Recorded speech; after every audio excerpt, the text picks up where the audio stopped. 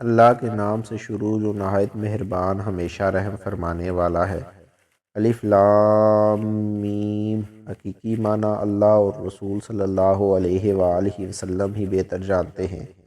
کیا لوگ یہ خیال کرتے ہیں کہ صرف ان کے اتنا کہنے سے کہ ہم ایمان لے آئے ہیں چھوڑ دیے جائیں گے اور ان کی آزمائش نہ کی جائے گی؟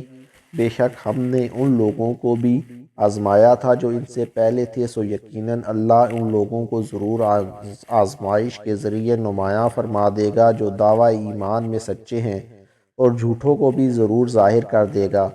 کیا جو لوگ برے کام کرتے ہیں یہ گمان کیے ہوئے ہیں کہ وہ ہمارے قابو سے باہر نکل جائیں گے؟ کیا ہی برا ہے جو وہ اپنے ذہنوں میں فیصلہ کرتے ہیں۔ جو شخص اللہ سے ملاقات کی امید رکھتا ہے تو بے شک اللہ کا مقرر کردہ وقت ضرور آنے والا ہے، اور وہی سننے والا جاننے والا ہے۔ اور جو شخص رائے حق میں جدوجہد کرتا ہے وہ اپنے ہی نفع کے لیے تگ و دو کرتا ہے۔ بے شک اللہ تمام جہانوں کی طاعتوں، کوششوں اور مجاہدوں سے بے نیاز ہے۔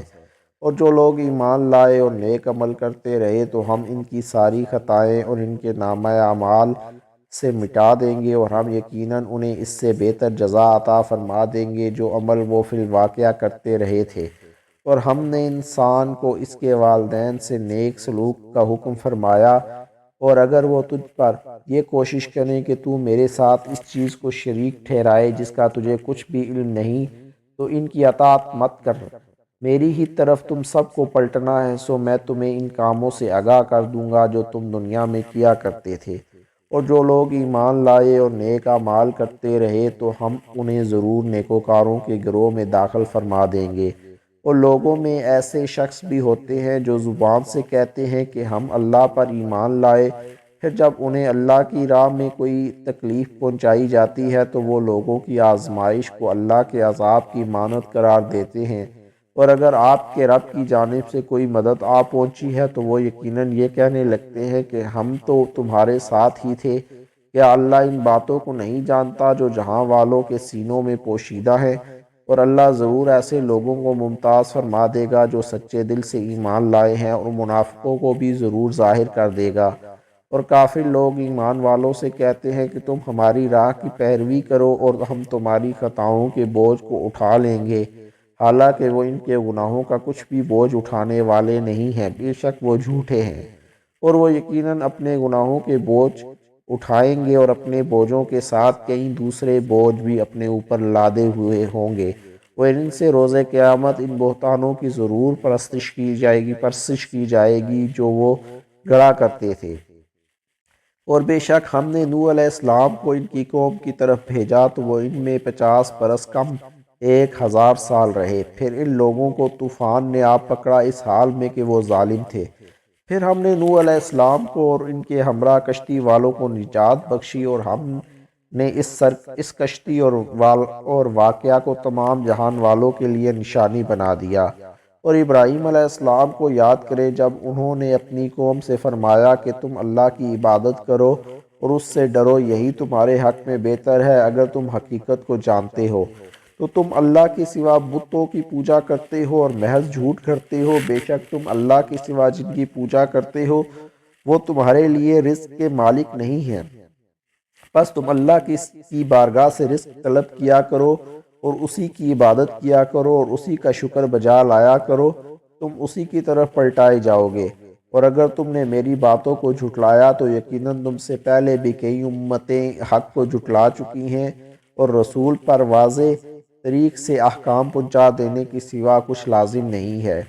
کیا انہوں نے نہیں دیکھا یعنی غور نہیں کیا کہ اللہ کسی طرح تخلیق کی ابتدا فرماتا ہے پھر اسی طرح اس کا اعادہ فرماتا ہے؟ بے شک یہ کام اللہ پر آسان ہے۔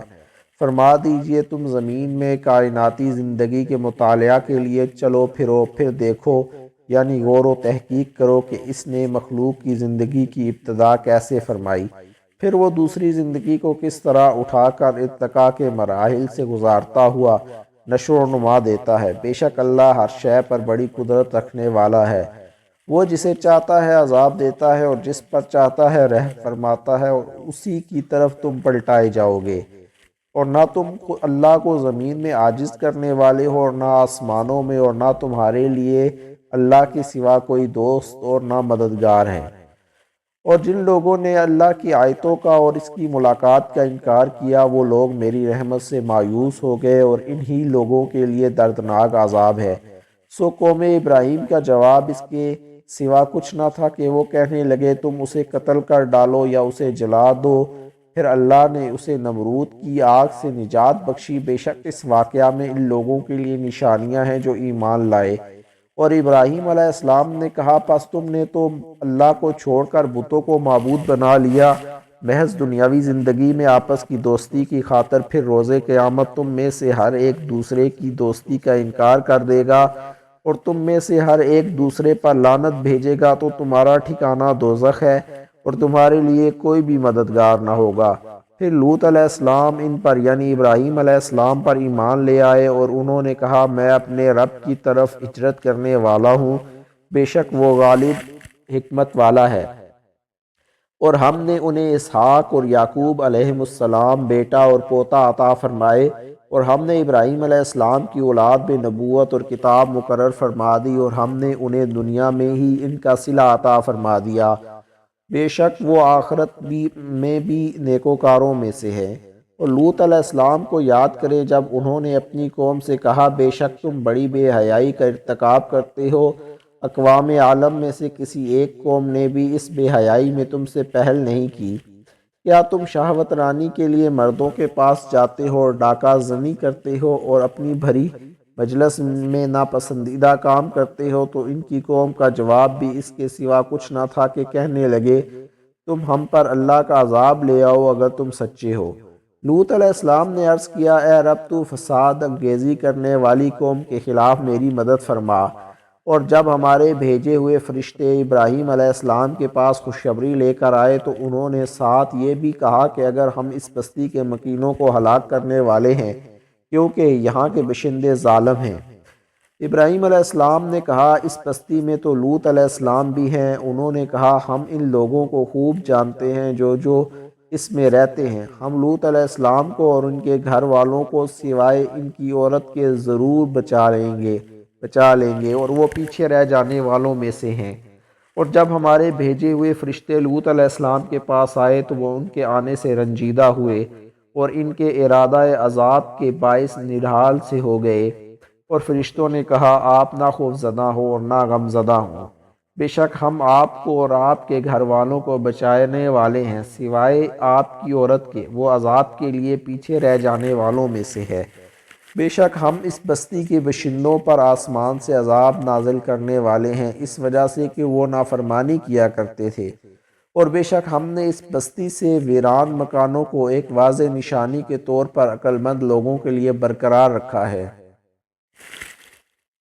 اور مدین کی طرف ان کے قومی بھائی شعیب علیہ السلام کو بھیجا، سو انہوں نے کہا اے میری قوم اللہ کی عبادت کرو اور یوم آخرت کی امید رکھو اور زمین میں فساد انگیزی نہ کرتے پھرو۔ تو انہوں نے شعیب علیہ السلام کو جھٹلا دیا، پس انہیں بھی زلزلہ کے عذاب نے آ پکڑا، سو انہوں نے صبح اس حال میں کی کہ اپنے گھروں میں اوندے منہ مردہ پڑے تھے۔ اور عاد اور سمود کو بھی ہم نے ہلاک کیا، اور بے شک ان کے کچھ تباہ شدہ مکانات تمہارے لیے بطور عبرت ظاہر ہو چکے ہیں، اور شیطان نے ان کے اعمال بد ان کے لیے خوشنما بنا دیے تھے اور انہیں حق کی راہ سے پھیر دیا تھا، حالانکہ وہ بینا اور دانا تھے۔ اور ہم نے قارون اور فرعون اور حامان کو بھی ہلاک کیا، اور بے شک موسیٰ علیہ السلام ان کے پاس واضح نشانیاں لے کر آئے تھے تو انہوں نے ملک میں غرور اور سرکشی کی، اور وہ ہماری گرفت سے آگے بڑھ جانے والے نہ تھے۔